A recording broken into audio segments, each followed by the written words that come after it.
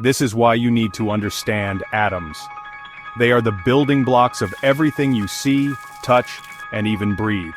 An atom is the basic building block of matter and the smallest unit of a chemical element that can exist on its own or combined with others in a molecule.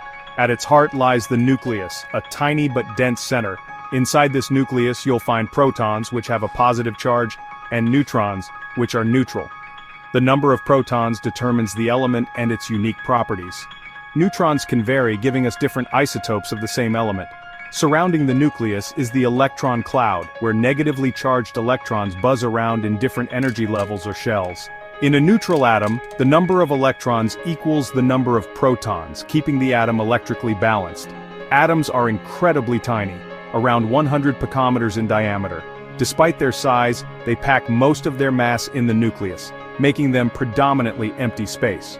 When atoms gain or lose electrons, they become ions with a net charge, either negative, anions, or positive, cations.